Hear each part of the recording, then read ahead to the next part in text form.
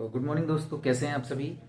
और हम पढ़ रहे थे अव्यय अव्यय की डेफिनेशन और अव्यय के भेद के विषय में हमने समझ लिया था, जान लिया था। अव्यय की परिभाषा की बात करी थी हमने कि अव्यय या अविकारी शब्द वे होते हैं जो लिंग, वचन, काल और कारक के आधार पर बदलते नहीं हैं, किसी भी अवस्था में रत्ती भर भी परिवर्तन नहीं होता है। वे अव्यय या अविकारी शब्द कहलाते हैं। अविकारी शब्द 4 प्रकार के होते हैं और विकारी शब्द भी 4 प्रकार के होते हैं। विकारी शब्द मतलब जो परिवर्तनशील होते हैं वो संज्ञा, सर्वनाम, क्रिया और विशेषण होते हैं। और जो अविकारी होते हैं या अपरिवर्तनशील होते हैं वह क्रिया विशेषण, संबंध बोधक अव्यय, समुच्चय बोधक अव्यय और विस्मयादि बोधक अव्यय, ये होते हैं 4 आपके अव्यय या अविकारी शब्द। चलिए अब इनके विषय में हम इनके भेदों के विषय में और गहराई से थोड़ा अध्ययन करते हैं। तो इसके हमने 4 भेदों का जिक्र किया था। सबसे पहले पर हम चलते हैं क्रिया विशेषण पर। क्रिया विशेषण के विषय में हम पढ़ते हैं। तो क्रिया विशेषण मतलब कि जो शब्द क्रिया की विशेषता को प्रकट करते हैं उन्हें हम क्रिया विशेषण कहते हैं। इसकी परिभाषा क्या होगी? जो शब्द क्रिया की विशेषता को बताते हैं या क्रिया की विशेषता को प्रकट करते हैं वे शब्द क्रिया विशेषण कहलाते हैं। यह तो हुई इसकी परिभाषा। क्रिया की विशेषता कैसे प्रकट करेंगे? क्योंकि विशेषण में और क्रिया विशेषण में थोड़ा सा अंतर होता है। कुछ शब्द एक जैसे ही होते हैं, तो उनमें ताकि कोई कंफ्यूजन ना रहे, तो सबसे पहले उस कंफ्यूजन को, उस डाउट को क्लियर कर लेते हैं कि विशेषण में और क्रिया विशेषण में क्या अंतर है।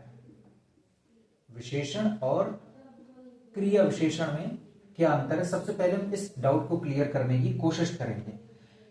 विशेषण जो शब्द होता है यह संज्ञा या सर्वनाम, इनकी विशेषता को प्रकट करता है। जो विशेषण शब्द होगा वो या तो संज्ञा के आगे आएगा या सर्वनाम के आगे आएगा, या फिर इन्हीं की विशेषता जाकर बताने के लिए वह एक वाक्य के किसी भी स्थान पर आ रहा होगा। लेकिन जो क्रिया विशेषण शब्द होंगे ये क्रिया की विशेषता प्रकट करेंगे, ये क्रिया की विशेषता प्रकट करेंगे, विशेषता प्रकट करेंगे। और या तो क्रिया के आगे आएंगे, यह भी ध्यान रखने वाली बात है। तो विशेषण के संबंध में क्या समझा हमने कि संज्ञा और सर्वनाम की विशेषता बताते हैं वे विशेषण कहलाते हैं। जो क्रिया की विशेषता प्रकट करते हैं वे क्रिया विशेषण कहलाते हैं। ठीक है, जैसे उदाहरण हमने लिखा, वह आम मीठा है। ठीक, दूसरा लिखा, राम अच्छा व्यक्ति है। अगला मैंने लिखा, सीता बहुत अच्छी लड़की है। सीता बहुत अच्छी लड़की है। तो यहां पर जो भी ये मीठा शब्द आया है, ये अच्छा शब्द आया है, ये बहुत शब्द आया है, ये बहुत अच्छी शब्द आया है, ये जो भी शब्द आए हुए हैं ये किसकी विशेषता प्रकट कर रहे हैं? तो ये प्रकट कर रहे हैं, लड़की क्या है? एक संज्ञा शब्द है। व्यक्ति क्या है? एक संज्ञा शब्द है। वह आम क्या है? एक संज्ञा शब्द है। तो संज्ञा शब्द के लिए ही तो इनका प्रयोग हो रहा है कि वह आम कैसा है, तो वह आम मीठा है। तो विशेषता किसकी बताई? आम की बताई। किसके लिए प्रयुक्त हुआ? तो यह आम के लिए प्रयुक्त हुआ। राम कैसा व्यक्ति है? तो राम अच्छा व्यक्ति है। तो यह जो अच्छा शब्द है यह किसके लिए आया? यह उस व्यक्ति के लिए आया, राम के लिए आया, मतलब संज्ञा शब्द के लिए आया। सीता बहुत अच्छी लड़की है, तो ये बहुत अच्छी शब्द किसके लिए आया? इस लड़की के लिए आया, इस सीता के लिए आया। तो ये शब्द जो जिनका आगमन हुआ वह किसके लिए हुआ है? संज्ञा शब्दों के लिए हुआ है। क्रिया विशेषण में कैसे होते हैं? वह अच्छा गाती है, वह अच्छा गाती है, वह बहुत खाता है, वह बहुत खाता है, वह धीरे धीरे चलता है। अब ये वाक्य जैसे ये लिखा है अच्छा शब्द, ये लिखा है बहुत शब्द, ये लिखा है धीरे धीरे शब्द। अब अच्छा इसमें भी था, बहुत इसमें भी था, लेकिन दोनों में अंतर है, दोनों का कार्य भी अलग अलग है। यहां ये एज ए एडजेक्टिव या विशेषण के तौर पर कार्य कर रहा था, लेकिन यहां पर यह एक क्रिया विशेषण के तौर पर कार्य कर रहा है, क्योंकि वह अच्छा गाती है। तो ये गाने की विशेषता है कि वो जो गाना गाती है वह बहुत अच्छा गाती है, उसकी जो गाने की कला है वह बहुत अच्छी है। वह बहुत खाता है, वह खाता कितना है, बहुत खाता है।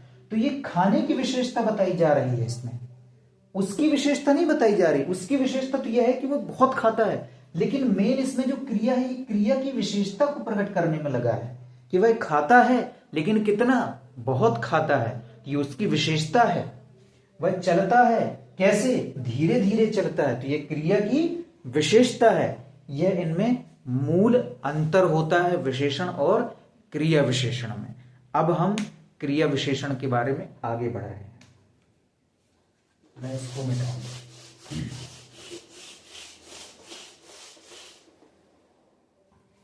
क्रिया विशेषण के भी 4 भेद होते हैं। सबसे पहले नंबर पर होता है कालवाचक क्रिया विशेषण। नंबर दूसरे पर होता है परिमाणवाचक क्रिया विशेषण। नंबर तीसरे पर होता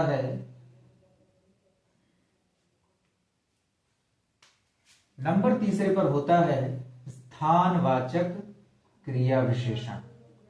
नंबर चौथे पर होता है रीतिवाचक।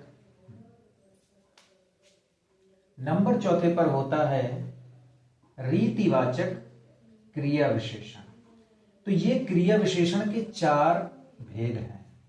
कालवाचक क्रिया विशेषण, परिमाणवाचक क्रिया विशेषण, रीतिवाचक क्रिया विशेषण और स्थानवाचक क्रिया विशेषण। ये 4 प्रकार के क्रिया विशेषण के कुछ शब्द होते हैं।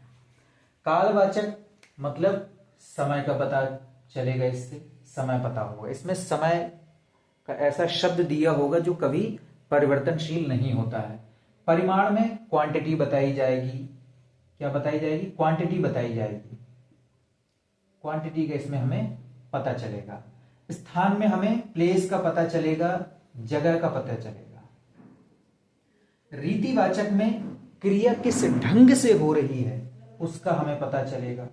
ठीक, कैसे हो रही है उसका हमें पता चलेगा। इनको पहचानने के कुछ मूल शब्द होते हैं। जैसे कालवाचक क्रिया विशेषण शब्द को हम कैसे पहचानेंगे, तो हम इसमें हम प्रश्न करेंगे कब से, तो हमें कालवाचक शब्द का पता चल जाएगा। परिमाणवाचक को पहचानने के लिए हम कितना नामक शब्द से हम प्रश्न करेंगे। स्थानवाचक को जानने के लिए हम कहां नामक शब्द से प्रश्न करेंगे।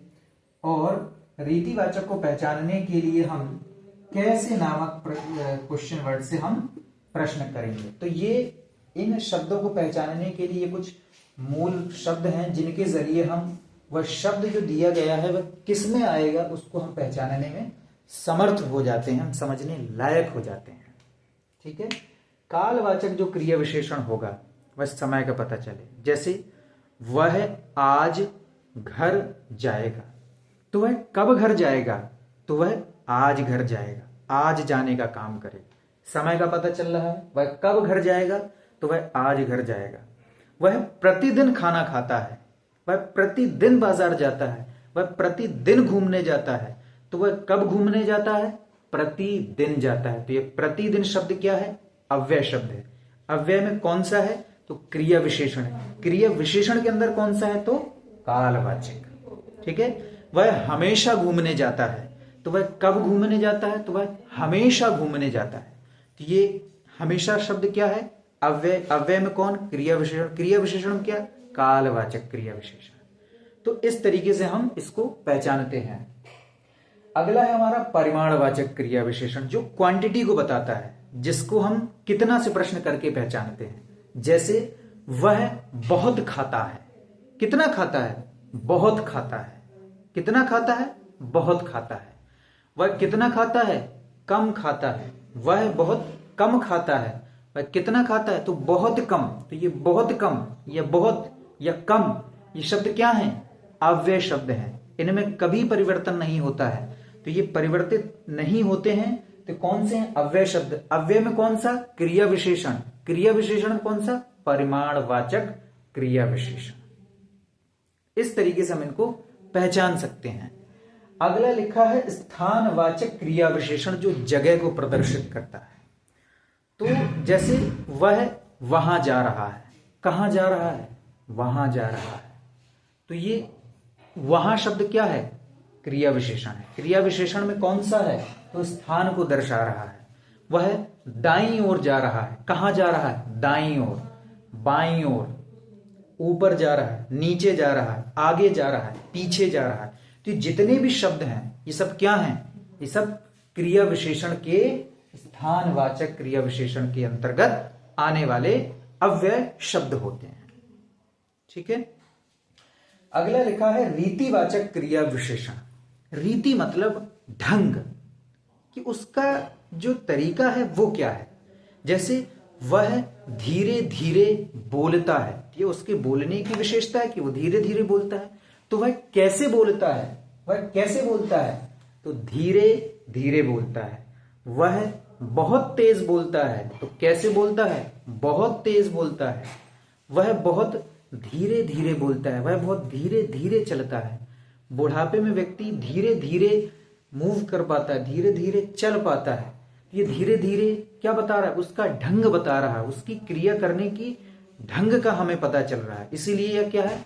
क्रिया विशेषण का रीतिवाचक क्रिया विशेषण शब्द है। तो ये था कुछ क्रिया विशेषण के बारे में पूरे हमारे कुछ एग्जाम्पल्स जो हमने लिए, है ना। बहुत सारे एग्जाम्पल्स हम और बना सकते हैं, लेकिन बस ध्यान रखना है कि जिसको भी हमें पहचानने में दिक्कत होगी, हम उनके प्रश्न सूचक शब्दों का उसमें हम उल्लेख करके उस शब्द को हम पहचान सकते हैं। कालवाचक पहचानने के लिए हमें कब से प्रश्न करना होगा, परिमाणवाचक को पहचानने के लिए हमें कितना से प्रश्न करना होगा, स्थानवाचक को पहचानने के लिए हमें कहां से प्रश्न करना होगा, और रीतिवाचक को पहचानने के लिए हमें कैसे से प्रश्न करना होगा। तो हम क्रिया विशेषण को संपूर्ण समझ सकते हैं। कल हम समझेंगे संबंध बोधक अव्यय के विषय में।